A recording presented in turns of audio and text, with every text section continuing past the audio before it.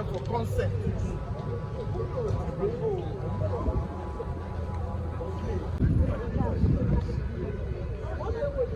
Can we?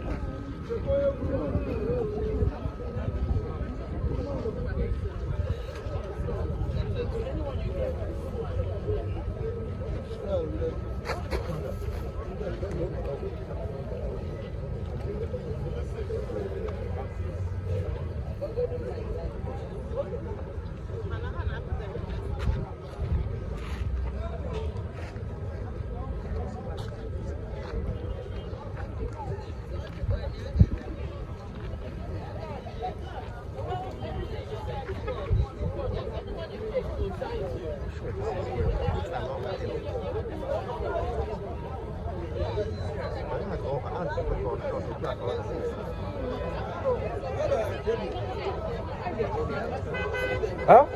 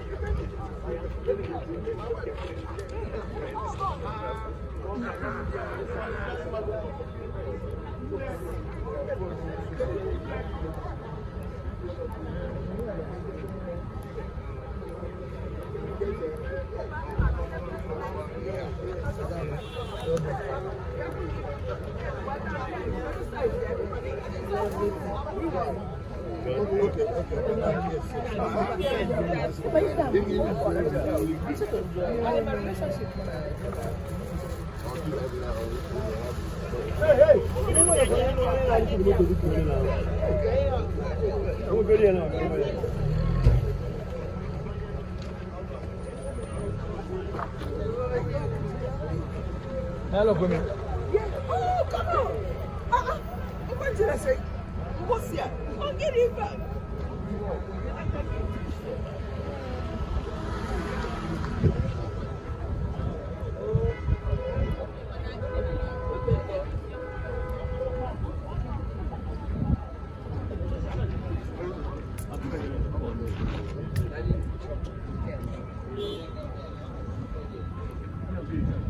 I got you, but I'm not looking at you.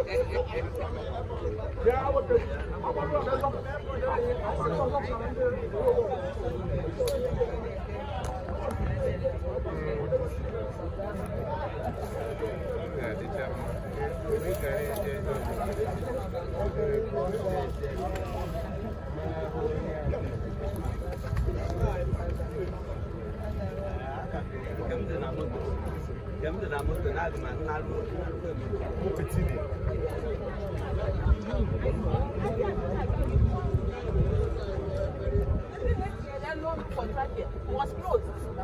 Oh, Henry said the picture. Oh, you go see. I go see some. Hey, that look. Make a list. It was very impressive. So, all people now do everything. It's God that is orchestrating it. Auntie Shay, good afternoon. Hello.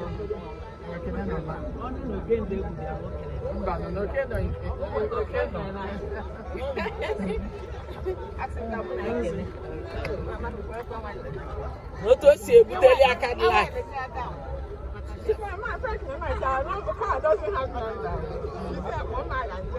You can assign the number you want."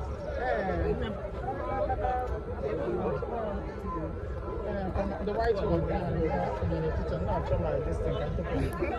I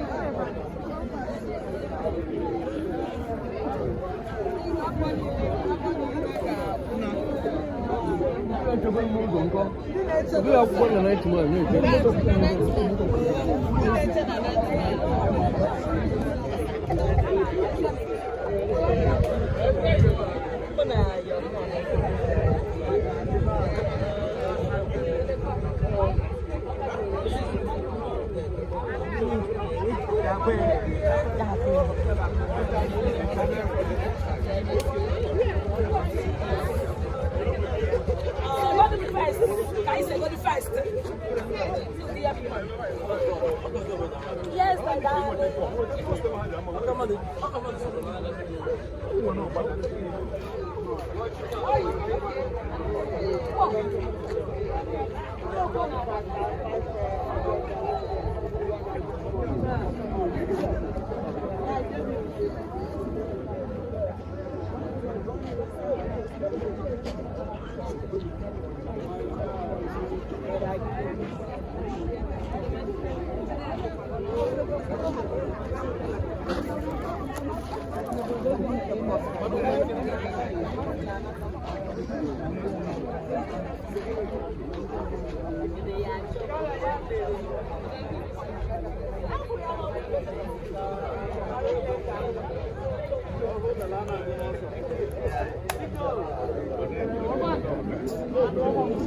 Did you call it?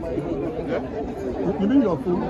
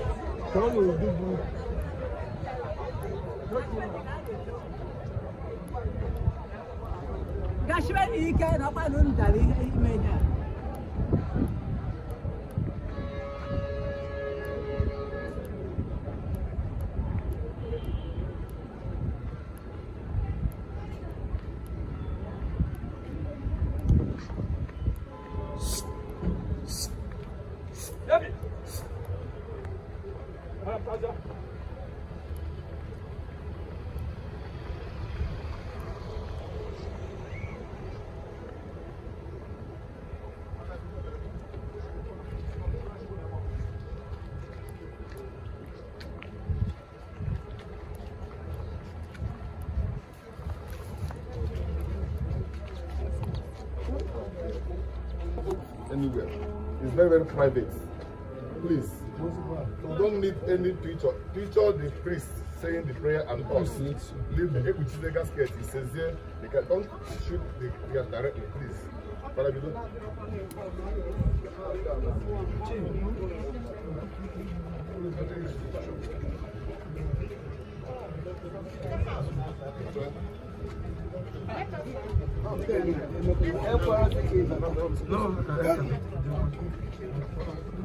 The children should be okay.